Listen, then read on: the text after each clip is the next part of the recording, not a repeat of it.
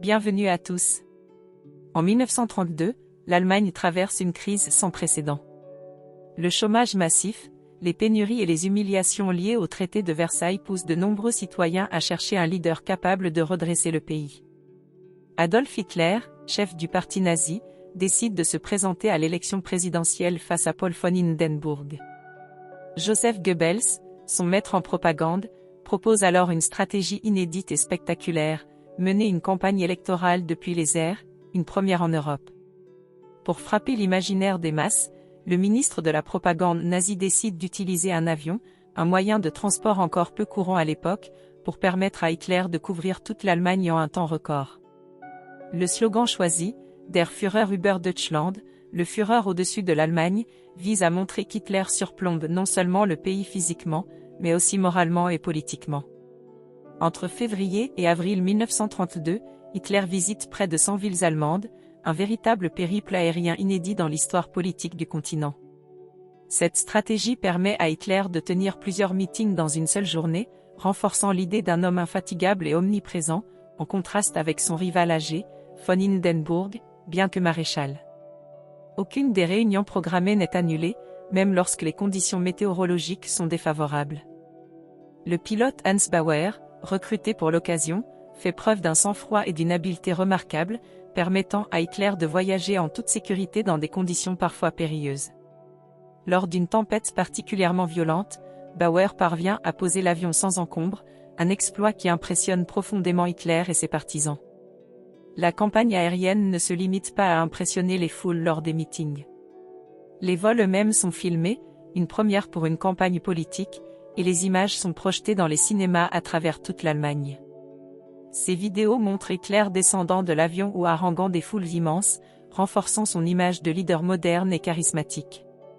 Pour assister au meeting, chaque spectateur doit payer l'équivalent d'€1 moderne, une somme conséquente pour l'époque, surtout dans un pays frappé par la crise économique.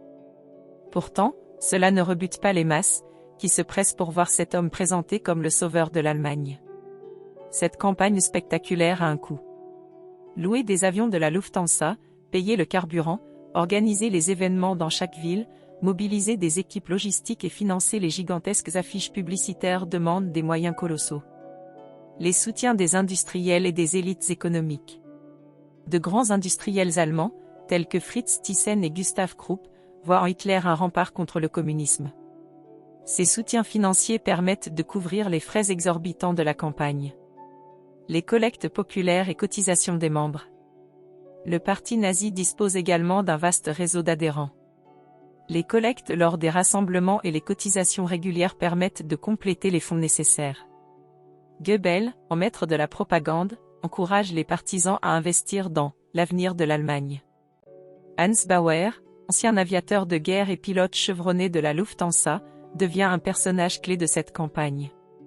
Son expertise et son sang-froid permettent à Hitler d'atteindre des régions reculées et de tenir son programme sans accroc. Bauer restera d'ailleurs l'un des proches collaborateurs d'Hitler jusqu'à la chute du régime.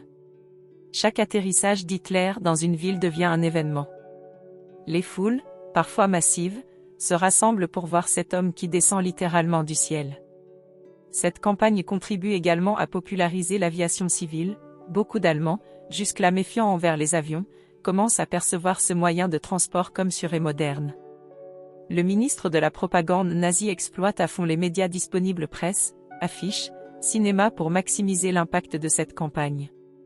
Le slogan « Le Führer au-dessus de l'Allemagne » n'est pas qu'un jeu de mots, il symbolise un leader transcendant les limites physiques pour se rapprocher du peuple.